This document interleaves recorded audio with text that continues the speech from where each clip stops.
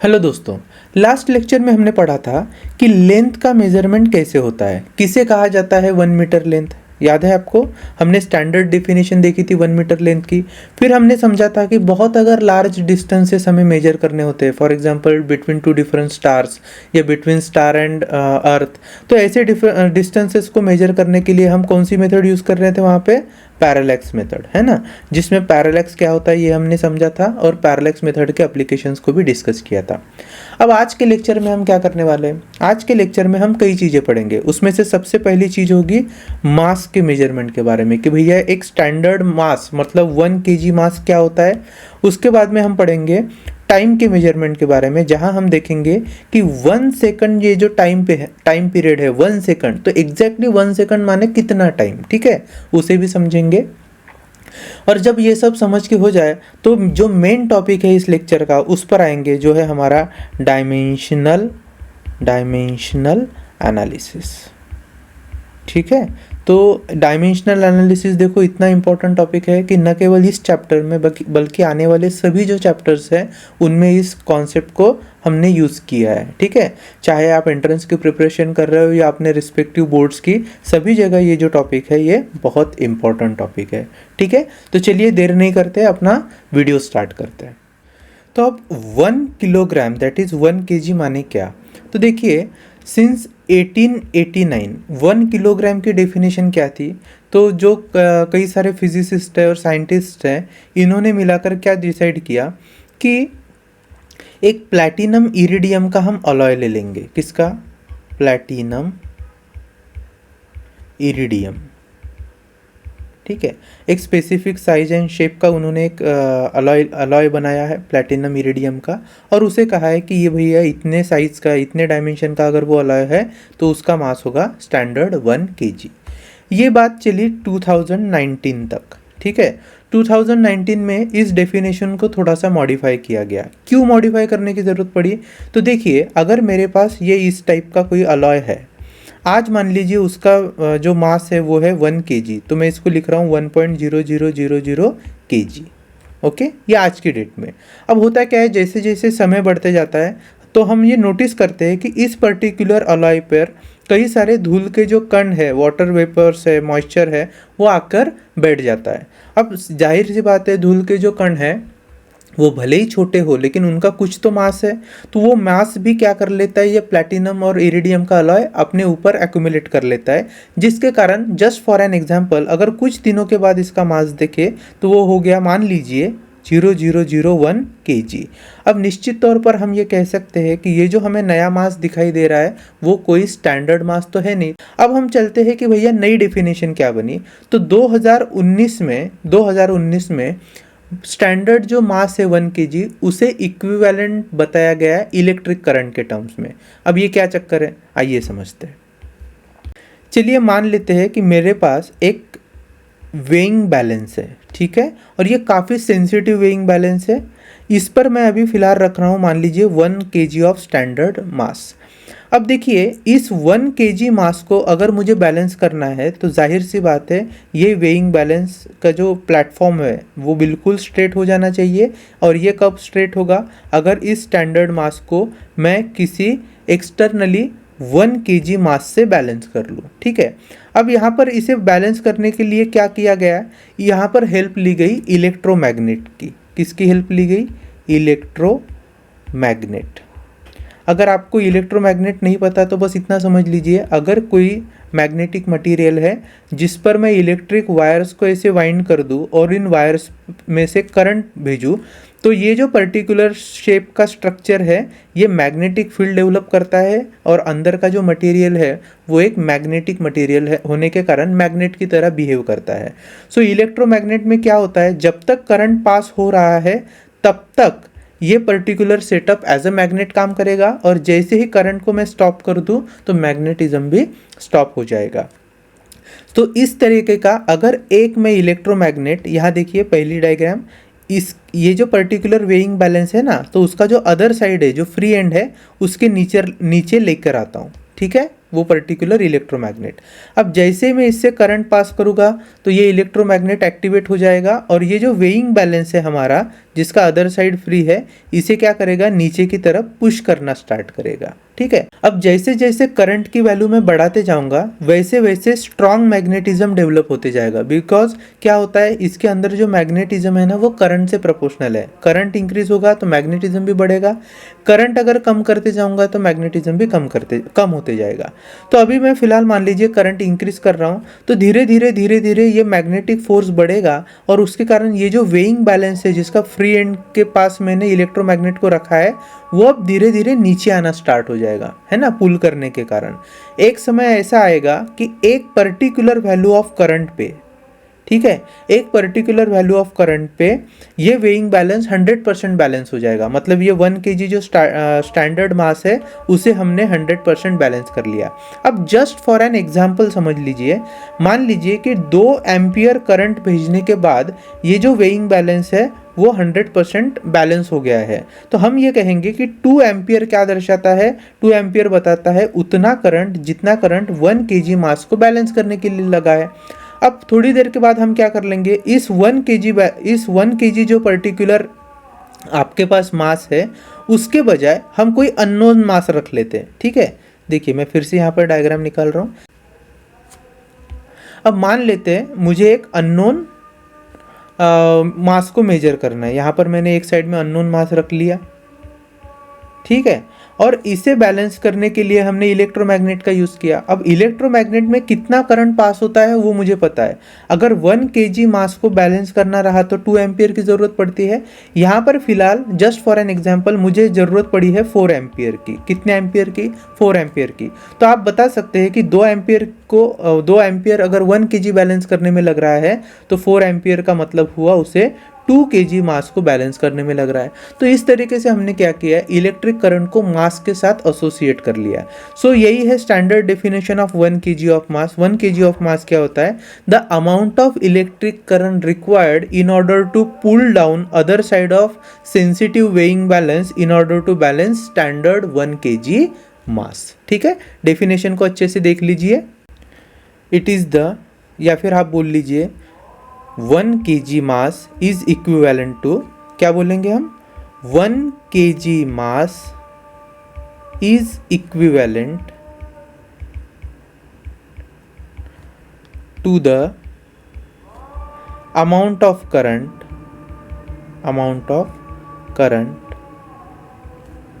Passing through electromagnet to balance 1 kg of standard mass in a sensitive weighing balance. ठीक है, तो इस तरीके से होता है 1 kg मास का measurement in terms of electric current. अब ये क्यों रिलायबल है डेफिनेशन? क्योंकि आज भी आप इलेक्ट्रिक करंट भेजोगे वो अगर 2 एम्पियर का है तो 4 साल भी भेजोगे तो वो भी 2 एम्पियर का ही लगेगा। अच्छा, वायर पर अगर थोड़ी बहुत धूल जमा भी हो जाए तो इससे खास फर्क नहीं पड़ता है करंट के वैल्यू पर, अगर हम इलेक्ट्रोमैग्नेट के टर्म में उसके एप्लीकेशन को देखें तो। ठीक है, चलिए अब ये हो गया एक standard 1 kg mass, 2 kg mass, 3 kg mass and accordingly आप मेजर कर सकते हैं। अब समझिए कि अगर कोई मॉलिक्यूल बहुत छोटा है और उसका आपको मास मेजर करना है तो केजी में ये काफ़ी दिक्कत भरा होता है। फॉर एग्जांपल इलेक्ट्रॉन का मास आपको मेजर करना है, प्रोटॉन का करना है, न्यूट्रॉन का करना है ना। सो ये जो बहुत छोटे एलिमेंट होते हैं उनके मास को मेजर करने के लिए केजी जो है वो बहुत बड़ा यूनिट है। ये कुछ इस तरीके से है कि मान लीजिए मुझे अपना मास मेजर करना है और मैं कह दूँ कि मेरा मास है 70 kg, ठीक है, लेकिन 70 kg के बजाय अगर मैंने कल ऐसा यूज़ किया यूनिट कि भैया सर मेरा मास जो है वो 0.0000 समथिंग कुछ टन है, ठीक है, या क्विंटल्स में अगर मैं अपना मास मेजर कर रहा हूँ तो वो बहुत बड़ा यूनिट हो जाएगा। उसी तरह छोटे मॉलिक्यूल के लिए केजी भी एक बहुत बड़ा यूनिट है। तो छोटे मॉलिक्यूल्स या छोटे अमाउंट ऑफ सब्सटेंस को मेजर करने के लिए हम एक दूसरा मास यूनिट यूज़ करते हैं जिसका नाम है एटॉमिक मास यूनिट। क्या है? Atomic mass unit. Atomic particles को यूज़ करने के लिए इसका यूज़ होता है। अब समझेंगे वन एटॉमिक मास यूनिट क्या होता है, what is mean by one atomic mass unit, या इसे ही कहेंगे 1 AMU, या इसे ही बाद में कहेंगे हम लोग डाल्टन। क्या कहेंगे? डाल्टन। ठीक है, तो छोटे जो मासेस होते हैं उन्हें डाल्टन में भी मेजर किया जाता है। डाल्टन का सिंबल होता है स्मॉल u। आइए अब समझते हैं वन एटॉमिक मास क्या है। देखिए, आपने देखा होगा कार्बन जो है, कार्बन के कई तरीके के आइसोटोप होते हैं। कार्बन का जो एटॉमिक नंबर है वो है 6, लेकिन अगर उनके आइसोटोप की बात करें तो C612, C611 है ना, C613, इस तरीके के कई आइसोटोप है। जो मोस्ट अबंडेंट आइसोटोप होता है वो होता है C612। ठीक है, अब होता क्या है, अगर हम इस कार्बन के एटम को अपना रेफरेंस माने तो 1/12 ऑफ मास ऑफ C612 या फिर C12, 1/12 of mass of C12 atom is known as one atomic mass unit. तो एक एटॉमिक मास यूनिट किसे कहा जाएगा? अगर कार्बन C12 के हम एटम को ले और उसके मास को किससे डिवाइड कर ले, 12 से डिवाइड कर ले, तो हमें क्या मिलेगा? One atomic mass unit. ठीक है, अब इसे आप चाहे तो केजी में भी कन्वर्ट कर सकते हैं। अगर केजी की बात करूँ तो वन एटॉमिक मास यूनिट होता है, वन एटॉमिक मास यूनिट होता है 1.66 इंटू 10⁻⁻27 kg। देख रहे हैं कितना छोटा है। ठीक है, चलिए आगे बढ़ते हैं। अब मास को समझने के बाद हम देखेंगे टाइम के मेजरमेंट को। अगर मैं टाइम के मेजरमेंट की बात करूँ तो टाइम भी एक फंडामेंटल फिजिकल क्वांटिटी है, जिसे हम किस एसआई यूनिट में मेजर करते हैं? सेकंड में। ठीक है, अब क्या होता है 1 सेकंड का मतलब क्या है? What is mean by 1 second? ठीक है, तो पहले क्या होता था, टाइम का मेजरमेंट सोलर डे के हिसाब से करते थे। आज अगर मान लीजिए सन जो है वो मेरे हेड के ऊपर है, तो एक पूरे दिन के बाद कहाँ आता है? वो उसी पोजीशन पर आता है। तो पुराने लोगों ने समझा कि भैया एक सोलर डे जो है, एक सोलर डे, इस सोलर डे को हम क्या करेंगे, क्या मानेंगे? सन के पोजीशन के अकॉर्डिंगली मानेंगे। और उस सोलर डे को उन्होंने डिवाइड कर लिया टोटल 24 हिस्सों में। हर 24 जो हिस्से बने हैं उसमें से हर हिस्सों को कहा गया है आवर। तो मान लेते हैं कि वन सोलर डे होता है 24 आवर्स का, और इन 24 आवर्स में हर एक जो आवर है उसको फिर उन्होंने डिवाइड कर लिया 60 पार्ट में, जो बने 60 मिनट्स। ठीक है, और ये जो 60 मिनट्स है, हर एक मिनट को और उन्होंने क्या किया? 60 पार्ट में डिवाइड किया, जो बने बाद में सेकंड। ठीक है, तो हम ये कह सकते हैं कि एक पूरे सोलर डे का जो सबसे छोटा हिस्सा था वो था 1 सेकंड। लेकिन यहाँ पर एक दिक्कत है, अभी तक तो इस डेफिनेशन के साथ हम चल सकते थे, लेकिन दिक्कत क्या है? दिन ब दिन अर्थ अपने जो एक्सिस के अलॉन्ग रोटेट कर रही है ना, उसका स्पीड कम होते जा रहा है। तो यहाँ से कुछ लाख साल के बाद आज अगर दिन में 24 घंटे होते हैं, तो टेक्निकली ऐसा होगा कि एक पर्टिकुलर दिन में हो सकता है शायद 30 घंटे हो जाए, है ना। तब 1 सेकंड का आज के लिए जो टाइम ड्यूरेशन है वो टाइम ड्यूरेशन उतना नहीं होगा। जाहिर सी बात है कि तब तो 1 सेकंड बहुत बड़ा लगने लगेगा। तो आज की इस डेफिनेशन को आगे चलकर उतना वैलिड नहीं माना जाएगा, इसलिए एक नई डेफिनेशन बनी है। नई क्या बनी है? तो लिया गया है सीजियम एटम। क्या लिया गया है? Caesium atom. अब देखिए, नेचर में जितने भी मॉलिक्यूल्स एंड एटम होते हैं ना, वो सभी क्या होते हैं? वाइब्रेट कर रहे होते हैं, है ना। हर किसी एटम के पास अपना टेम्परेचर है, तो टेम्परेचर के हिसाब से वो वाइब्रेट करते रहते हैं। तो सीजियम एटम को ना अपने वाइब्रेशंस कंप्लीट करने के लिए कुछ समय लगेगा। कितने वाइब्रेशन कंप्लीट करना है सीजियम एटम को? 9192631770। ठीक है, सो इतने वाइब्रेशन कंप्लीट करने के लिए सेजियम एटम को जितना समय लगेगा उसे फिर डिफाइन किया गया 1 सेकंड। ठीक है, तो आज के ज़माने में टाइम की स्टैंडर्ड डेफिनेशन क्या है?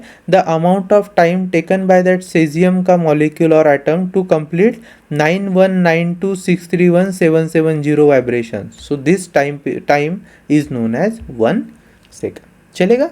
चलिए अब हम पढ़ेंगे थोड़ा सा डायमेंशनल एनालिसिस। अब क्या है ये डायमेंशनल एनालिसिस? देखिए, अब हम क्या करेंगे, डायमेंशनल एनालिसिस पढ़ने से पहले फिर से बेसिक को रिवाइज करेंगे। हम जानते हैं कि फिजिक्स में क्वालिटी जो फिजिकल क्वांटिटीज़ होती है उन्हें 2 कैटेगरीज में डिवाइड किया गया है। एक होती है फंडामेंटल और दूसरी होती है डिराइव्ड। अगर फंडामेंटल की बात करें तो टोटल 7 फंडामेंटल क्वांटिटीज़ है, जिसमें सबसे पहली आती है लेंथ, फिर आता है मास, फिर आता है टाइम, देन आता है टेम्परेचर, और उसके बाद में आता है इलेक्ट्रिक करंट, फिर आता है लुमिनस इंटेंसिटी,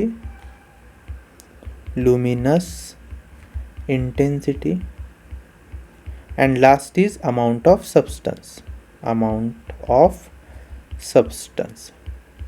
ठीक है, इन सब के अपने अपने एसआई यूनिट है, देख लेते हैं। अब इन सब के अगर अपने अपने एसआई यूनिट देखें तो लेंथ का जो एसआई यूनिट है वो क्या है, मीटर के लिए सिंबल क्या होता है, एसआई यूनिट का सिंबल स्मॉल m। मास होता है किलोग्राम, जिसके लिए उसका अपना सिंबल होता है केजी। टाइम किस में मेजर करते हैं, सेकंड में, जिसका सिंबल है स्मॉल s। टेम्परेचर को मेजर करते हैं केल्विन में, और इसका सिंबल केल्विन, और इसका सिंबल क्या है, कैपिटल के। इलेक्ट्रिक करंट को मेजर करते हैं एम्पियर में, जिसका सिंबल है कैपिटल है। लुमिनस इंटेंसिटी मेजर करते हैं कैंडेला में, और जिसका सिंबल है CD। And then amount of substance को हम कैसे मेजर करते हैं, मोल में, जिसका सिंबल है मोल। ठीक है, अब देखिए ये जो है SI यूनिट के सिंबल, इसके अलावा और एक सिंबल होता है जिसे हम कहते हैं डायमेंशनल सिंबल। क्या कहेंगे, डायमेंशनल सिंबल। अब देखिए ये जो डायमेंशनल सिंबल है हर फंडामेंटल क्वांटिटी को दिया गया है। फॉर एग्जांपल लेंथ का डायमेंशनल सिंबल है कैपिटल L, मास का डायमेंशनल सिंबल है कैपिटल M, टाइम का डायमेंशनल सिंबल होता है T। याद रखिए टाइम को डायमेंशनली कैसे रिप्रेजेंट करेंगे, T के साथ। टेम्परेचर को रिप्रेजेंट करेंगे K के साथ। इलेक्ट्रिक करंट को किसी बुक में A दिखाई देगा तो किसी बुक में I, तो हम यहाँ पर I लेकर चलते हैं। ठीक है, लुमिनस इंटेंसिटी को C से रिप्रेजेंट किया जाता है, और अमाउंट ऑफ सब्सटेंस को फिर से मोल ही रखा जाएगा। ठीक है, तो चलिए अब ये अगर हमने डायमेंशनल सिंबल देख लिए हैं तो इसका एक्चुअल एप्लीकेशन भी समझ लेते हैं। आप चाहे तो इसे अपने नोट्स में लिख लीजिए, ताकि आगे डायमेंशनल सिंबल से रिलेटेड जो प्रॉब्लम्स है उन्हें सॉल्व करने में हमें हेल्प हो जाए। आइए शुरुआत करते हैं। देखिए अगर मैं आपसे कहूँ कि मुझे वेलोसिटी का डायमेंशनल सिंबल पता होना चाहिए, वेलोसिटी, तो वेलोसिटी का एसआई यूनिट क्या है, एसआई यूनिट है मीटर पर सेकंड, है ना। अब मीटर जो है वो लेंथ का यूनिट है, तो लेंथ के लिए डायमेंशनल सिंबल है L, और सेकंड जो है वो टाइम का एसआई यूनिट है, तो उसके लिए सिंबल है कैपिटल T। तो हम ये कह सकते हैं कि dimensional symbol for velocity is L1 और ये T-1, क्योंकि T जो डिनोमिनेटर में था वो न्यूमरेटर में आया है, तो L1 T-1 बन गया। अब मैं आपसे बात करूँ एक्सेलरेशन की, तो एक्सेलरेशन का एसआई यूनिट में सिंबल क्या होता है, मीटर पर सेकंड स्क्वायर। तो डायमेंशनली अगर बात करें तो मीटर के लिए L, सेकंड स्क्वायर के लिए T का स्क्वायर, तो ये बन जाएगा L1 T-2, है ना। फिर अगर मैं आपको बात करूं कि डेंसिटी, बताइए डेंसिटी का डायमेंशनल फॉर्मूला क्या होगा। तो पहले तो एसआई यूनिट हमें पता होना चाहिए। डेंसिटी का एसआई यूनिट होता है kg per metre cube, that is mass per unit volume, है ना।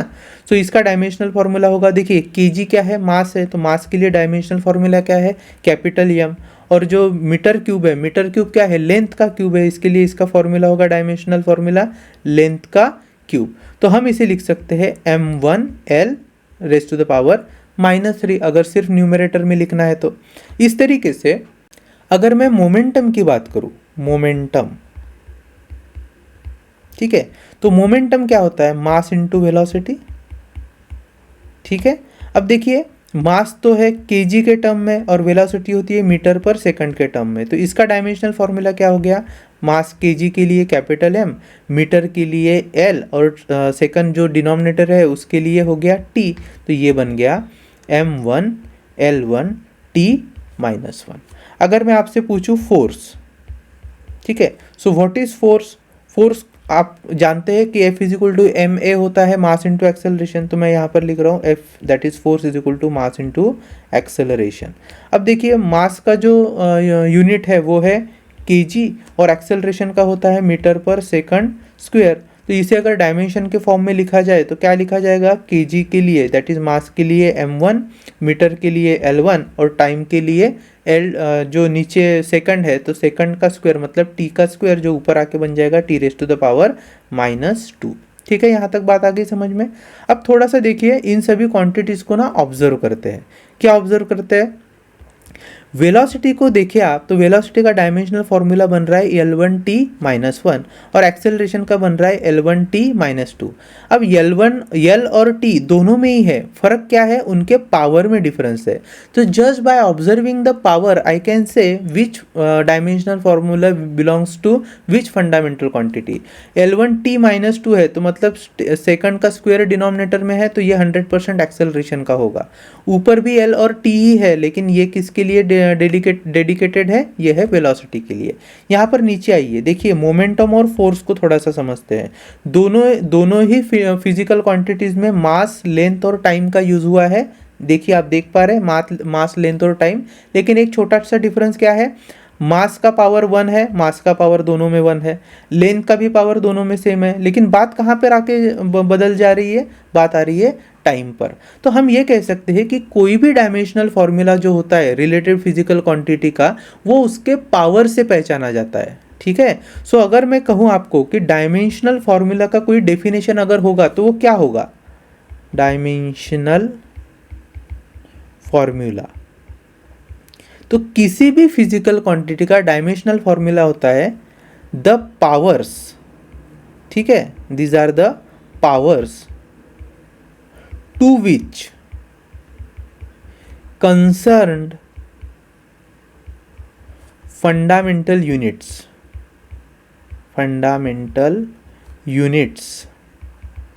are raised in order to obtain the unit of या फिर the SI unit of given physical quantity. ठीक है, ये डेफिनेशन याद रखिए। क्या है, डायमेंशनल फॉर्मूला जो है यहाँ पर जैसे फोर्स में आया है m1L1t-2 और मोमेंटम में आया था m1L1t-1, तो दोनों अलग अलग फॉर्मूला को हम कैसे आइडेंटिफाई कर सकते हैं, उन पर्टिकुलर कंसर्न फंडामेंटल यूनिट के पावर में। देखिए मोमेंटम में कौन से फंडामेंटल यूनिट यूज हुए या फिर कौन सी फंडामेंटल क्वांटिटीज है, मास, लेंथ, टाइम, है ना। वेलोसिटी में सिर्फ लेंथ और टाइम। तो देखिए अगर डेफिनेशन की बात करें तो these are the powers to which concern fundamental units are raised in order to obtain the SI unit of given physical quantity। तो just by observing the power वो कौन सी physical quantity ये मैं बता सकता हूँ और उस physical quantity के लिए फिर SI unit को भी derive कर सकता हूँ। ठीक है, चलिए अब देखिए जब भी हम कभी कोई फंडामेंटल क्वांटिटी या फिर किसी भी तरीके की कोई भी फिजिकल क्वांटिटी को डायमेंशंस के फॉर्म में लिखेंगे, फॉर एग्जांपल देखिए मैं यहाँ पर दो चीज़ें लिख रहा हूँ, एक है मेरे पास वेलोसिटी और दूसरा है मान लीजिए फोर्स। ठीक है, अब वेलोसिटी का डायमेंशनल फॉर्मूला थोड़ी देर पहले हमने देखा था L1t-1 और फोर्स का क्या था m1L1t-2। अब थोड़ा ध्यान से देखिए, पहला ये जो वेलोसिटी वाला पार्ट है इसमें कंसर्न फंडामेंटल यूनिट्स कौन से है, लेंथ के लिए मीटर और टाइम के लिए सेकंड, है ना। तो लेंथ और टाइम ही है और फोर्स में मास भी आ रहा है, लेंथ भी आ रहा है और टाइम भी आ रहा है। तो यहाँ से हमें पता चलता है कि वो कौन से फंडामेंटल क्वांटिटीज है जिस पर मेरा रिस्पेक्टिव फिजिकल क्वांटिटी डिपेंडेंट है। दूसरी बात, अब पहले केस में मास तो कंसर्न फंडामेंटल क्वांटिटी थी ही नहीं। अगर मैं चाहूँ और इस डायमेंशनल फॉर्मूला में मुझे मास ऐड करना है तो मास का पावर लेना होगा 0। उसी तरीके से क्या करंट पर डिपेंडेंट था, नहीं, लेकिन करंट का अगर सिंपल यूज़ कर रहा हूँ डायमेंशनल तो उसके ऊपर पावर लिखना होगा 0। टेम्परेचर ले रहा हूँ तो K टू द पावर 0, है ना। कैंडेला अगर लुमिनस इंटेंसिटी के टर्म में लिखना होगा तो C टू द पावर 0 ऐसा लिखना होगा। लेकिन हमेशा क्या होता है, एज अ स्टैंडर्ड आप समझ लीजिए, जब भी कोई डायमेंशनल फॉर्मूला आप यूज़ करोगे तो कम से कम तीन ऐसे फंडामेंटल क्वांटिटीज़ जो है वो आप लिख सकते हैं। सो अगर मैं LMT या फिर MLT के फॉर्म में लिख रहा हूँ तो आपको M0 लिखना पड़ेगा, L1t- लिखना पड़ेगा।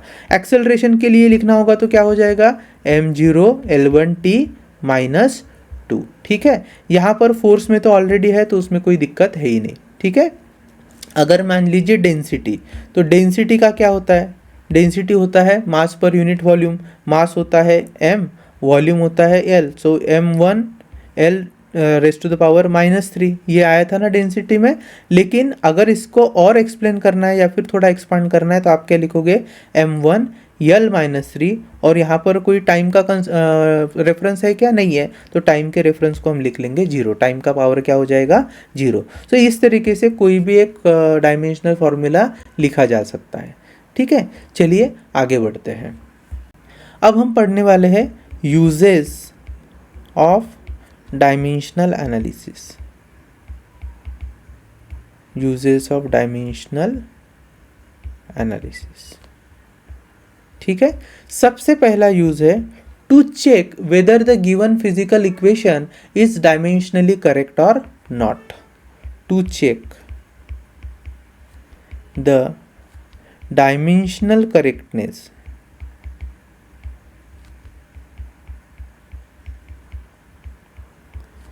of given physical equation, ठीक है। चलिए समझते हैं। आपको याद होगा तो 3 तरीके के हम बेसिक काइनेमेटिकल इक्वेशन पढ़ते हैं, जिसे लॉज ऑफ मोशन में भी हमने स्टडी किया है। जो पहला इक्वेशन है काइनेमेटिकल इक्वेशन, वो क्या होता है, v is equal to U plus A T, जिसमें v होता है final velocity, u is initial velocity, a is your acceleration and t is your time. फिर दूसरा इक्वेशन हमने देखा होता है s is equal to U T plus half A T का स्क्वेयर। यस क्या है, डिस्प्लेसमेंट, यहाँ पर यस अगर डिस्प्लेसमेंट है, और ए और टी क्या बताते हैं respect to acceleration and time. Third equation हमें पता है क्या होता है, वो V square is equal to U square plus 2 times of A S, है ना।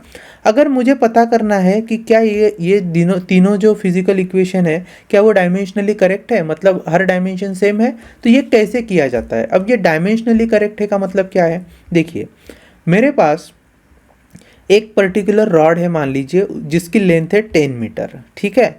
अब इस रॉड को मैं कुछ हिस्सों में डिवाइड कर लेता हूँ। पहला हिस्सा है 2 मीटर का, दूसरा हिस्सा है मान लीजिए 7 मीटर का, और तीसरा जो हिस्सा है वो है 1 मीटर का, ठीक है। तो हम इसे कैसे लिख सकते हैं, this 10 metre is equal to 2 metre plus 7 metre plus 1 metre, इस तरीके से लिखेंगे।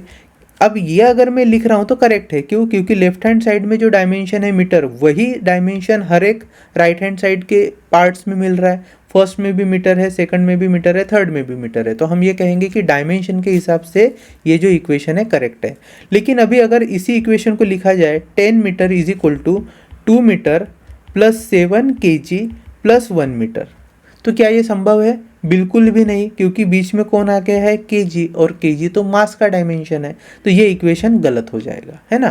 सो इसी तरीके से अगर आपका कोई फिजिकल इक्वेशन दिया गया है, for example v is equal to U plus A T, तो इसमें v का डायमेंशन, u का डायमेंशन और a और t को मिला के जो भी डायमेंशन आएगा वो अगर सेम आ रहे हैं तीनों डायमेंशन, तो हम कहेंगे कि ये जो मेरा पर्टिकुलर फिजिकल इक्वेशन है this is correct. The same happens with s is equal to U T plus half A T square and V square is equal to U square plus twice S. चलिए करके देखते हैं। मैं पहला equation ले रहा हूं v is equal to U plus A T. अब हमारे लेफ्ट हैंड साइड के डायमेंशन और राइट हैंड साइड के डायमेंशन मैच करके हमें देखना है। सो v का डायमेंशनल फॉर्मूला क्या होगा, L1 t माइनस 1। अब ये फाइनल वेलोसिटी थी, u जो है वो भी एक वेलोसिटी है, इनिशियल वेलोसिटी है, फिर भी वेलोसिटी है, तो इसका भी फॉर्मूला क्या होगा बेटा, L1 t माइनस 1। अब मैं लिख रहा हूँ यहाँ पर प्लस। अब बात आती है किसकी, ए टी की। ए क्या है, एक्सेलरेशन। एक्सेलरेशन का डायमेंशनल फॉर्मूला हमने थोड़ी देर पहले देखा था, which is L1 t minus 2, हो गया एक्सेलरेशन। और उसके बाद में क्या बचता है हमारे पास, टाइम। तो टाइम का डायमेंशनल फॉर्मूला होगा single t raise to the power 1। अब देखिए इसको थोड़ा सा फर्दर सॉल्व करेंगे, तो लेफ्ट हैंड साइड में है L1 t माइनस 1, यहाँ पर भी बचता है u के लिए L1 t माइनस 1। और अगर मैं ए टी की बात करूँ तो देखिए L तो 1 है ही, ये है ना, ये L तो 1 है ही, बचता क्या है T to the power -2 into T to the power 1। अगर बेस सेम हो तो पावर की क्या होती है, एडिशन। तो फिर यहाँ पर क्या आ जाएगा, T raise to the power -2 + 1 is -1 हो गया। सो L1t -1। तो अगर तीनों सेगमेंट को देखा जाए, लेफ्ट हैंड साइड में तो L1t -1 है, राइट हैंड साइड में भी L1t -1 और आगे भी L1t -1 है। तो इसका मतलब है कि ये जो हमारा गिवन फिजिकल इक्वेशन है इट इज डायमेंशनली करेक्ट।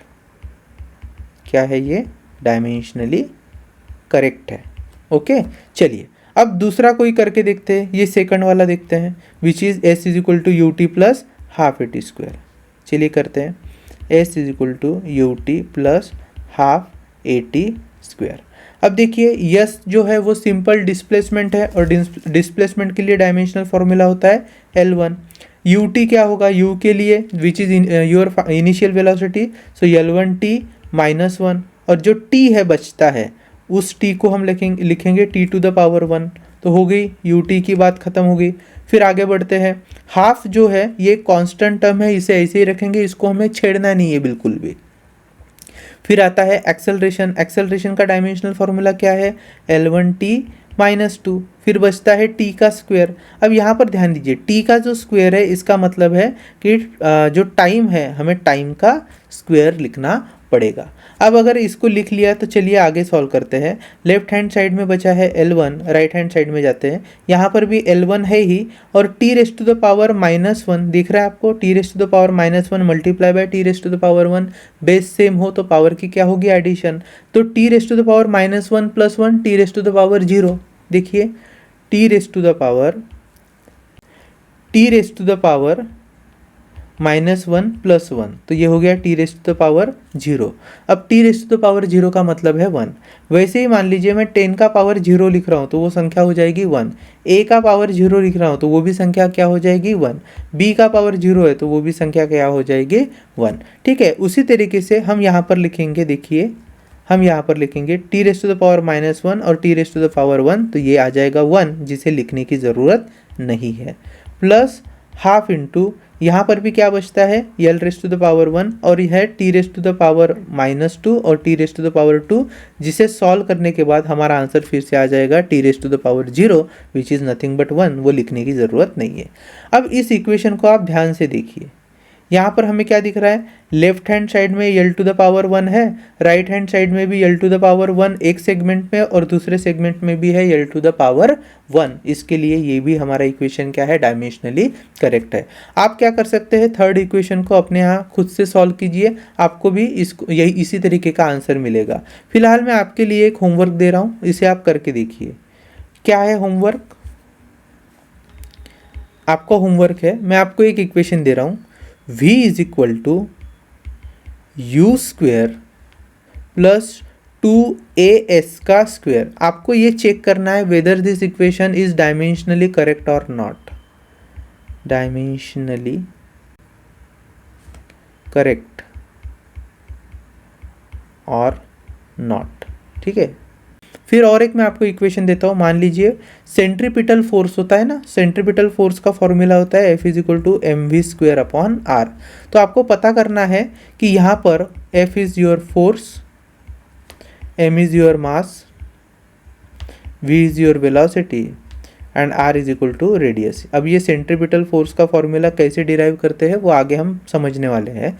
फिलहाल आप ये देख लीजिए कि ये जो इतने सारे टर्म्स यूज़ किए हैं इनकी सहायता से क्या दिया हुआ इक्वेशन डायमेंशनली करेक्ट है या नहीं, इसे हम चेक कर सकते हैं। ठीक है, तो आप इसको एज अ होमवर्क लीजिए और चेक करके देखिए। अब थोड़ा सा आगे बढ़ते हैं। जो सेकंड एप्लीकेशन है हमारा डायमेंशनल फॉर्मूला के यूज़ का, वो है to establish the relationship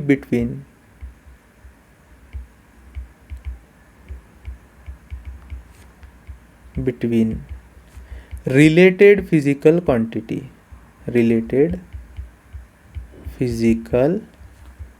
quantities. ठीक है, क्या है ये, मान लीजिए मेरे पास एक सिंपल पेंडुलम है। ठीक है, सिंपल पेंडुलम क्या होता है, किसी अगर आप स्ट्रिंग को किसी मास के साथ एक जगह बांध ठीक है, ये मान लीजिए मेरे पास मास m है और ये मेरे पास क्या है, स्ट्रिंग है, और स्ट्रिंग के एक एंड को मैंने किसी रिजिड सपोर्ट से अटैच कर दिया है, तो ये क्या हो गया, एक हैंगिंग स्ट्रिंग हो गया जिसके नीचे क्या क्या अटैच किया है मैंने, मास। अब इस मास पर ग्रेविटेशनल फोर्स लगेगा, तो जिसके कारण इसका जो वेट हो जाएगा वो हो जाएगा mg। mg ही मतलब फोर्स है, ग्रेविटेशनल फोर्स बोल दीजिए या downward acting force, which is nothing but weight of this particular body and it comes out to be mg। ठीक है, अब क्या होगा, अगर मान लीजिए इस पेंडुलम को मैं थोड़ा सा फोर्स लगा के धक्का दे दूँ, है ना, ऐसे होता है जब आप कोई, आपके पास कोई पेंडुलम है उसे आप धक्का दोगे तो ये क्या करेगा, आपका ये जो पेंडुलम है वो इस तरीके से वाइब्रेट करना शुरू हो जाएगा, ये ऑसिलेशन परफॉर्म करेगा, एक बार राइट की तरफ जाएगा, फिर अपने मीन पोजीशन पर वापस आएगा, यहाँ से वो लेफ्ट की तरफ जाएगा, फिर अपने मीन पोजीशन पर वापस आएगा। मतलब ये एक तरीके से क्या कर रहा है, अपना ऑसिलेशन पूरा कर रहा है। ठीक है, अब यहाँ पर क्या होता है, जब कोई पेंडुलम अपना ऑसिलेशन कंप्लीट करता है तो एक्सट्रीम राइट एंड से जाकर मीन पोजीशन, फिर मीन पोजीशन से एक्सट्रीम लेफ्ट एंड जाकर फिर मीन पोजीशन, अगर जब ये इतनी मोशन कंप्लीट कर लेगा तो हम कहेंगे वो अपना एक ऑसिलेशन कंप्लीट कर चुका है। ठीक है, सो एक ऑसिलेशन या एक वाइब्रेशन कंप्लीट करने के लिए सिंपल पेंडुलम को जितना समय लगता है उसे कहा जाता है उसका time period. So time to complete one oscillation is known as time period, और टाइम पीरियड को हम t से भी रिप्रेजेंट करते हैं। ठीक है, अब याद रखिए ये जो टाइम पीरियड है ना, ये दो चीज़ों पे डिपेंड करता है। सिंपल पेंडुलम के केस में वो टाइम पीरियड डिपेंड करेगा length of pendulum, length of pendulum and gravitational acceleration या फिर एक्सेलरेशन ड्यू टू ग्रेविटी। अब एक्सेलरेशन ड्यू टू ग्रेविटी को हम g से रिप्रेजेंट करते हैं, और मान लीजिए लेंथ ऑफ पेंडुलम को मैं l कह रहा हूँ। तो होता क्या है, ये जो पर्टिकुलर टाइम पीरियड है वो l और g पर डिपेंडेंट होने के कारण इनसे कोई रिलेशन रखेगा। फॉर एग्जांपल हो सकता है कि time period is equal to l square g square हो, है ना, कुछ ऐसा फॉर्मूला बन सकता है। या फिर हो सकता है कि time period is equal to l/g हो, हमें नहीं पता। हो सकता है कि time period is equal to √l/g हो, हमें कुछ भी नहीं पता। बट इतना पता है कि टाइम पीरियड का रिलेशन 100% किसके साथ है, l और g के साथ है। अगर कभी ऐसा हो कि आपको इन सब रिलेटेड फिजिकल क्वांटिटी में कोई रिलेशन एस्टेब्लिश करना है ना, यहाँ पर t, l और g में कोई रिलेशन दिया है तो वो कैसा है, क्या है वो एग्जैक्ट रिलेशन, ये अगर पता करना है तो आप डायमेंशनल एनालिसिस का यूज़ कर सकते हैं, डायमेंशनल फॉर्मूला का यूज़ कर सकते हैं। चलिए शुरुआत करते हैं। अब मैं मान लेता हूँ कि मेरे पास जो सिंपल पेंडुलम है वो है, उसका टाइम पीरियड है t। अब ये जो टाइम पीरियड t है वो डायरेक्टली प्रोपोर्शनल है l के साथ और g के साथ। बस फर्क क्या करना है, l को और g को आपको पावर दे देना होता है। सो l का पावर ले लीजिए a और g का पावर ले लीजिए b। यहाँ तक बात आ गई समझ में। अब थोड़ा सा आगे बढ़ते हैं। अब प्रूव करना है तो कैसे करेंगे, तो सबसे पहले ये डायमेंशनल, सबसे पहले ये जो सिंबल ऑफ प्रोपोर्शनैलिटी है, ठीक है, दिख रहा है आपको, ये सिंबल ऑफ प्रोपोर्शनैलिटी हटा लीजिए। कैसे हटाते हैं, t अगर सिंबल ऑफ प्रोपोर्शनैलिटी हटाना है तो उसकी जगह लिखना होता है is equal to and some constant. ठीक है, फिर बचता क्या है हमारे पास, l raise to the power a और g raise to the power b। अब इस कांस्टेंट को है ना मैं कुछ नाम दे देता हूँ, फॉर एग्जांपल k कर देता हूँ, तो हमारे पास बचेगा t is equal to k into l raise to the power a g raise to the power b। एक बात ध्यान रखने लायक है, कोई भी अगर कांस्टेंट आपके पास है तो उसका किसी तरीके से डायमेंशनल कोई भी फॉर्म नहीं होगा, उसे हम डायमेंशन असाइन नहीं करेंगे। उसी तरीके से जो सप्लीमेंट्री यूनिट होते हैं, फॉर एग्जांपल आपका प्लेन एंगल और सॉलिड एंगल, जिन्हें हम रेडियन या स्टेरेडियन में मेजर कर रहे थे, उन्हें भी डायमेंशनल फॉर्मूला या डायमेंशंस हम अटैच नहीं करेंगे। ठीक है, वे डायमेंशन लेस क्वांटिटीज़ है। तो कोई भी कांस्टेंट या फिर सप्लीमेंट्री यूनिट, ये सब डायमेंशन लेस क्वांटिटी है। चलिए अब आगे बढ़ते हैं। हमारे पास कौन सा रिलेशन आ चुका है, t is equal to K into L raise to the power A and G raise to the power B. अब एल का raise to the power A और जी का जो raise to the power B रखा है, आप कुछ और भी लेटर रख सकते हैं, मान लीजिए कोई पी रखेगा, कोई क्यू रखेगा, चलेगा, ठीक है। ये ज़रूरी नहीं कि एल को ही ए देना है, चाहो तो आप एल को बी दे दीजिए, जी को ए दे दीजिए, वो भी चलेगा, ठीक है। चलिए स्टार्ट करते हैं। अब मेरे पास रिलेशन है t is equal to K into L raise to the power a and g raise to the power b। अब डायमेंशंस के फॉर्म में लिख लेते हैं। t is what? Time period. Time period मतलब सिंपली टाइम की बात हो रही है, तो इसका डायमेंशनल फॉर्मूला होगा t raise to the power 1 it is equal to K को छेड़ना नहीं है। अब आगे बढ़ते हैं। देखिए L है मेरी लेंथ, यहाँ पर जो L दिख रही है वो मेरी लेंथ है। लेंथ का डायमेंशनल फॉर्मूला क्या होता है? L1। लेंथ का डायमेंशनल फॉर्मूला है L1 और उसका पावर है a, सो L1 का पावर a लिख लिया मैंने। What is g? g is acceleration due to gravity, और एक्सेलरेशन ड्यू टू ग्रेविटी का या फिर किसी भी तरीके के एक्सेलरेशन का डायमेंशनल फॉर्मूला होता है L1 t raise to the power -2, और इन दोनों का पावर क्या हो जाएगा फिर b, ठीक है। चलिए पावर को रिजॉल्व कर लेते हैं। t raise to the power 1 is equal to K into L raise to the power a into यहाँ पर क्या बचा है? यहाँ पर क्या बचा है? एल रेस टू, अब ये जो b है ना, b क्या हो जाएगा? L raise to the power 1 के साथ मल्टीप्लाई हो जाएगा। आपको पता है a raise to the power अगर मान लीजिए 2 है और उसका मैं फोर्थ पावर ले लूँ, तो पावर में क्या होता है? मल्टीप्लिकेशन होता है। क्या होता है? मल्टीप्लिकेशन। तो ये हो जाएगा a to the power 2 into 4। उसी तरीके से b को अगर l के पावर में लेकर जाना है तो b और l का पावर या t का जो पावर है उनके बीच में क्या होगा? मल्टीप्लिकेशन होगा। तो यहाँ पर मैं लिख रहा हूँ l raise to the power 1 into b is b and t raise to the power -2 into b is -2b, ठीक है। बात आ रही है नहीं आ रही है? समझ में आ रही है? चलो यहाँ तक आ गए अपन। अब क्या करना होता है? नेक्स्ट स्टेप हमें देख लेना होता है कि अगर मल्टीपल L के डायमेंशन अवेलेबल है या T के डायमेंशन अवेलेबल है तो उन्हें सबसे पहले सॉल्व कर लेंगे। चलिए क्या हो गया? मैं लिख रहा हूँ t to the power 1 is equal to K, फिर बचता है, देखिए यहाँ पर भी L है, यहाँ पर भी L है। अगर बेस सेम हो तो पावर की क्या हो जाती है? एडिशन। तो क्या आ जाएगा?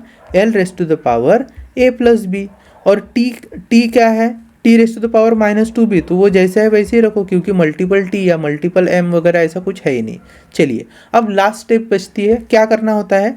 आपके पास जो लेफ्ट हैंड साइड और राइट हैंड साइड में डायमेंशंस दिए गए हैं उन्हें कंपेयर करना होता है। अब कंपेयर कैसे करेंगे? l को l के साथ कंपेयर करना होता है, t को t के साथ कंपेयर करना होता है।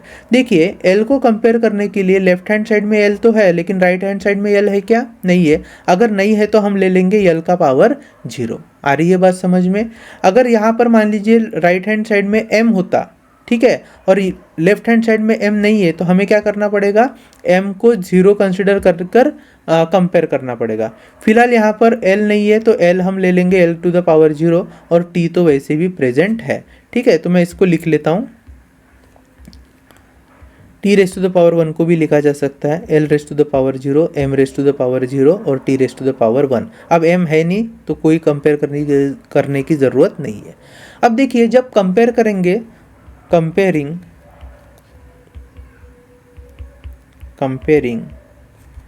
l and t at left hand side and right hand side, कैसे कंपेयर करना है? किसे पहले कंपेयर करना है? तो याद रखिए जब भी आप कंपैरिजन करोगे तो यहाँ पर L और T अगर मुझे कंपेयर करना है तो मैं उसे सबसे पहले कंपेयर करूँगा जिसका जो पावर है वो एक ही अननोन है।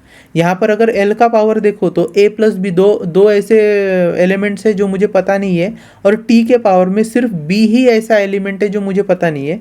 तो जिसमें सिर्फ एक ही अननोन एलिमेंट होगा उसे हम सबसे पहले कंपेयर करेंगे। तो यहाँ पर कंपेयर करेंगे हम T को। अब देखिए लेफ्ट हैंड साइड में ये है हमारा लेफ्ट हैंड साइड, तो लेफ्ट हैंड साइड में t टू द पावर 1 है, और जो आपका राइट हैंड साइड है, राइट हैंड साइड में t का पावर कितना है? -2b। अगर बेस सेम है तो पावर भी सेम ही होने चाहिए, तो मैं लिख सकता हूँ 1 इज इक्वल टू -2b, और यहाँ से b की वैल्यू कितनी आ जाएगी बेटा? -1/2। So this is the value of b। अब आपने b को कंपेयर कर लिया, अब आपको किसे कंपेयर करना है? l को कंपेयर करना है। लेफ्ट हैंड साइड में l की वैल्यू क्या है? 0, और राइट हैंड साइड में L की वैल्यू क्या है? L raise to the power a plus B. Base same है तो पावर भी सेम होंगे, सो इसका मतलब है 0 is equal to a plus B. अब हमारे पास b की ऑलरेडी वैल्यू है, कितनी है? -1/2, तो ये b हो गया, a माइनस 1/2, और ये -1/2 अगर लेफ्ट हैंड साइड में आ जाए तो ये हो जाएगा +1/2। तो a निकल कर आ गया, कितना आ गया, +1/2। तो इस तरीके से हमें a और b के दोनों की वैल्यू मिल गई। अब आगे क्या करना है, अब जो है स्टेप उसमें इन वैल्यूज़ को रखना है। अगर आपको याद हो, देखिए ये सबसे ऊपर का इक्वेशन क्या है, t is equal to K into L raise to the power a into G raise to the power b। तो उसे ही लिख लेते हैं। चलिए स्टार्ट कर रहे हैं। देखिए क्या करेंगे अब हम, नेक्स्ट स्टेप हमारी क्या है, t is equal to K into, अब यल क्या, यल का पावर क्या है a, और a की वैल्यू कितनी है 1/2, दिख रही है आपको। सो a की l की वैल्यू लिख रहा हूँ पावर में 1/2, और g का पावर कितना है b, विच इज -1/2, तो दिस इज -1/2। अब इसे रिजॉल्व कर कर लिखा जा सकता है t is equal to K into L upon जी, और उनका कंबाइंड पावर अब चाहे तो 1/2 लिखिए। अगर नहीं समझ में आ रहा है तो ऐसे देख लीजिए, l का पावर है 1/2, और g चूंकि माइनस था तो वो नीचे आकर प्लस हो गया, तो g का पावर हो गया 1/2। अब दोनों को कंबाइन करके लिख सकते हैं, t is equal to K into L upon G raise to the power 1/2। तो ये हो गया t is equal to K into, अब देखिए एल अपॉन जी का रेस टू द पावर 1/2, इसी का मीनिंग होता है स्क्वायर रूट ऑफ l/g। ठीक है, तो इस तरीके से हमने क्या कर लिया, t, l और g के बीच में रिलेशनशिप एस्टेब्लिश कर लिया है। ठीक है, चलिए अब क्या होता है, ये जो कांस्टेंट k है ना, इसकी हमारे पास कोई वैल्यू है नहीं है, या फिर कांस्टेंट की वैल्यू हम डायमेंशन से नहीं निकाल सकते। तो अगर आपको k की वैल्यू निकालने हैं तो मल्टीपल नंबर ऑफ एक्सपेरिमेंट्स करने पड़ेंगे। इस केस में, सिंपल पेंडुलम के केस में, k की वैल्यू जो एक्सपेरिमेंटली डिराइव हुई है वो है 2 पाई। कितनी है, 2 पाई। मैं फिर से कह रहा हूँ, k की वैल्यू हमेशा 2 पाई नहीं होगी। अगर सिंपल पेंडुलम का एक्सपेरिमेंट चल रहा है जिसमें हमें चेक करना है कि सिंपल पेंडुलम के टाइम पीरियड, लेंथ और एक्सेलरेशन ड्यू टू ग्रेविटी में क्या रिलेशन है, उस समय जब ये फॉर्मूला निकल कर आता है तब k की वैल्यू पता चली है कि वो कितनी है, 2 पाई। कोई अगर और एक फॉर्मूला हो, कोई और रिलेशंस देखने हो, कोई और फिजिकल क्वांटिटीज हो, उस केस में k की वैल्यू कोई दूसरी भी हो सकती है, वहाँ 1, 2, 4, 9 कितनी भी हो सकती है, हमें नहीं पता। ठीक है, तो उन्हें भी एक्सपेरिमेंटली ही डिराइव किया जाता है, हम ऐसे डायरेक्टली नहीं लिख सकते हैं। या ये भी कह दीजिए कि डायमेंशनल फार्मूला का ये एक तरीके से लिमिटेशन है कि आप कांस्टेंट की value with the help of dimensional analysis नहीं फाइंड कर सकते हैं।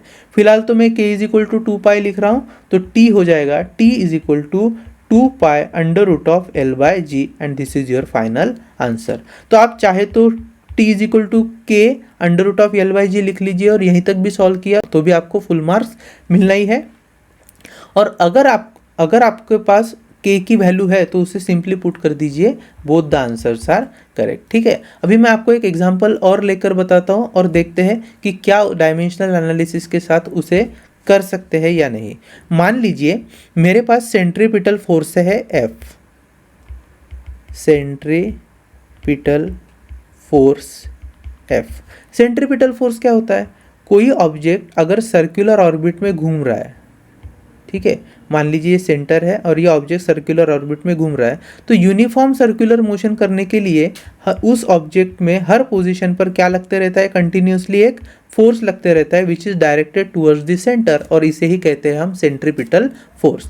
अब सेंट्रीपिटल फोर्स है ना, जो ऑब्जेक्ट घूम रहा है किसी वेलोसिटी के साथ, मान लीजिए मेरे पास ये ऑब्जेक्ट है, फिर से मैं डायग्राम ड्रॉ कर रहा हूँ। मान लीजिए ये मेरे पास एक सर्कुलर ऑर्बिट है जिसमें एक पार्टिकल है जिसका मास है m, ये घूम रहा है anti clockwise along this centre O। तो एंटी क्लॉकवाइज घूमते समय उसके पास टेंजेंशियल वेलोसिटी होनी चाहिए जो टेंजेंट के अलोंग काम करे, मान लीजिए वो टेंजेंशियल वेलोसिटी है v, और ये जो पर्टिकुलर सर्कल है, इस सर्कल की जो रेडियस है वो है r। तो देख लेते हैं, centripetal force F, mass of object is small m, velocity that is tangential velocity is v, and radius of circle is given by r। अगर मैं आपसे कहूँ कि ये जो सेंट्रीपिटल फोर्स ऑब्जेक्ट पर लगेगा ताकि वो यूनिफॉर्म सर्कुलर मोशन परफॉर्म कर पाए, ये डिपेंड करने वाला है ऑब्जेक्ट के मास पर, वेलोसिटी v पर और रेडियस r पर, तो निश्चित तौर पर हम कह सकते हैं कि f का रिलेशनशिप है मास v और आर के साथ, मास वेलोसिटी एंड रेडियस के साथ। अब लेकिन रिलेशनशिप है तो कैसा है, क्या पता, हो सकता है F is equal to M square R by V हो, है ना, या फिर हो सकता है कि m under root R upon V square हो, हमें कुछ भी नहीं पता। तो यही रिलेशन फाइंड करने के लिए हमें क्या करना पड़ेगा, डायमेंशनल एनालिसिस का यूज़ करना पड़ेगा। चलिए स्टार्ट करते हैं। तो डायमेंशनल एनालिसिस में हम सबसे पहले लिखेंगे f is directly proportional to M V R, M का पावर ले लीजिए a, v का पावर ले लीजिए b और r का पावर ले लीजिए c। यहाँ तक बात हो गई। अब हम नेक्स्ट स्टेप में क्या करते हैं, f डायमेंशनल, ये जो कांस्टेंट ऑफ प्रोपोर्शनलिटी है ना, इसको हटा के, सॉरी ये जो, अब हम क्या करते हैं, f के आगे जो साइन ऑफ प्रोपोर्शनलिटी है उसे हटा के इज इक्वल टू का साइन और कुछ कांस्टेंट लिख लेते हैं। मान लीजिए वो कांस्टेंट है k, फिलहाल k है, k को बिल्कुल भी नहीं छेड़ना है आपको, बाकी वैल्यू लिख लीजिए जैसे है, m raise to the power a, v raise to the power b और r raise to the power c। अब क्या करना है, फोर्स के लिए डायमेंशनल फॉर्मूला क्या होता है, हमें पता है m1 L1 T minus 2 is equal to K, जैसा है वैसे ही रख लीजिए। ये m क्या है रे बेटा, m है मेरा मास, मास का डायमेंशनल फॉर्मूला क्या होगा, m1, m1 का पावर क्या बचा है a, ठीक है। फिर क्या है v, अब v क्या होता है, वेलोसिटी, वेलोसिटी का डायमेंशनल फॉर्मूला है L1t माइनस 1 और L1t माइनस 1 का पूरा पावर क्या बचा है b। और इस तरीके से रेडियस, रेडियस तो एक तरीके का डिस्टेंस है और डिस्टेंस मतलब डायमेंशनल फॉर्मूला उसका होगा L1 और उसका जो पावर है वो क्या है c, देख रहे हैं आप, ठीक है। चलिए अब मैं यहाँ पर लिख रहा हूँ m1 L1 t minus 2 for the force, constant के जैसे है वैसे ही रखा है। अब m raise to the power 1 उसका पावर है a, तो a मल्टीप्लाई हो गया 1 के साथ, फिर बचा है m raise to the power a। यहाँ पर देखिए m जो मास था, मास का पावर a है, ठीक है। अब यहाँ पर देखिए l का पावर क्या हो जाएगा, l raise to the power b और t raise to the power minus b, ठीक है। और यहाँ पर लास्ट में बचता है l raise to the power c। अब हमें क्या करना है, मल्टीपल l मल्टीपल t या मल्टीपल m अगर हो तो उन्हें रिजॉल्व करके सिंगल m l और t के फॉर्म में लेकर आना है। कैसे लाएंगे, देखिए यहाँ पर जो l है वो मल्टीपल है, तो अगर बेस सेम हो तो पावर का क्या हो जाता है, एडिशन हो जाता है। तो यहाँ पर 2 बार l है तो l का पावर 1 बार b है 1 बार c है, तो कंबाइन करके हम लिख सकते हैं l raise to the power b plus c, और कोई तो है नहीं, ठीक है। तो चलो एक एक करके लिख लेते हैं। मैं लेफ्ट हैंड साइड में अपना फॉर्मूला लिख डायमेंशनल फार्मूला लिख रहा हूँ, m1 L1 t minus 2 is equal to k constant वैसे ही रखिए, m raise to the power a, l raise to the power b plus c और बचता क्या है t raise to the power minus b, ठीक है। अब नेक्स्ट स्टेप क्या करना है, हमें इन सब m l और t को कंपेयर करना है। चलिए मैं आगे लिखता हूँ। सबसे पहले हम किसे कंपेयर करेंगे इसमें, देखिए कंपैरिजन करते समय एक चीज़ याद रखिए, जिसे भी आप कंपेयर करो बस याद रहे सबसे पहले उसे कंपेयर करो जिसके पावर में अननोन सिर्फ एक ही एलिमेंट है। अगर मैं m को कंपेयर करता हूँ तो m के पास पावर में a एक ही अननोन एलिमेंट है, तो इसे पहले कंपेयर किया जा सकता है, या t को भी कंपेयर कर सकते हैं, लेकिन l को आप स्टार्टिंग में कंपेयर नहीं करेंगे, ठीक है। तो मान लीजिए मैं t से स्टार्ट करता हूँ, तो देखिए लेफ्ट हैंड साइड में t कितना है, t to the power minus 2 और राइट हैंड साइड में t कितना है, t to the power minus b। Base same है तो पावर भी सेम ही होंगे, मतलब minus 2 is equal to minus b, that is b is equal to 2, ठीक है। माइनस माइनस कैंसिल हो गया। अब किसे कंपेयर कर सकते हैं, अब m को कंपेयर कर सकते हैं। तो देखिए लेफ्ट हैंड साइड में m का पावर है 1 और राइट हैंड साइड में m का पावर है a, दोनों को अगर कंपेयर करा जाए तो बेस सेम है पावर भी सेम है, that is 1 is equal to a, तो आपको a भी मिल गया। अब आपको किसे कंपेयर करना है, l को कंपेयर करना है। लेफ्ट हैंड साइड में l कितना है 1 और राइट हैंड साइड में देखिए राइट हैंड साइड में l कितना है, l का पावर है b प्लस c। बेस फिर से सेम है तो पावर भी सेम हो गए, so 1 is equal to b plus c। अब हमारे पास देखिए b की वैल्यू है कितनी है, ऑलरेडी निकाल के रखी है हमने 2, तो उसे रख लीजिए 1 is equal to 2 plus c, so basically c becomes equal to minus 1, ठीक है। चलो हो गया। अब हमारे जो मेन फॉर्मूला है, कौन सा फॉर्मूला, ये देखिए यहाँ पे जहाँ पर हमने कांस्टेंट ऑफ प्रोपोर्शनलिटी ऐड कर लिया था, है ना, प्रोपोर्शनलिटी को हटाने के लिए इस फॉर्मूले में, ये जो मेरा फॉर्मूला है ना, इस फॉर्मूले में मैं क्या करूँगा, a, b और c के वैल्यू को सब्सटीट्यूट कर लूँगा, तो चलिए रखिए F is equal to K into, ठीक है, m की वैल्यू है m raise to the power a की वैल्यू है 1, तो यहाँ पे बचा सिर्फ m, v का पावर है b की वैल्यू है t, तो हो गया v का स्क्वायर, और r के पावर में जो c है c की वैल्यू है -1, तो ये हो गया k into M V square, और r raise to the power -1 मतलब वो डिनोमिनेटर में लिख कर आ जाएगा। So f is equal to k into M V square upon r। This is the relationship between centripetal force and mass, velocity and radius, ठीक है। अगर k की वैल्यू देखी जाए तो एक्सपेरिमेंटली k की वैल्यू आती है 1, इस केस में सेंट्रीपिटल फोर्स में k कितना है, as k is equal to 1, और ये हम एक्सपेरिमेंट से ही फाइंड करते हैं, डायमेंशनल एनालिसिस में पता नहीं होता। तो यहाँ पे as k is equal to 1, as k is equal to 1, तो f क्या हो जाएगा, f is equal to M V square upon R, ठीक है। तो इस तरीके से हमने डायमेंशनल फार्मूला की हेल्प से रिलेटेड फिजिकल क्वांटिटीज़ के बीच में क्या रिलेशन है उसे पता किया है। चलिए अब नेक्स्ट पार्ट में हम third use of dimensional analysis पढ़ेंगे।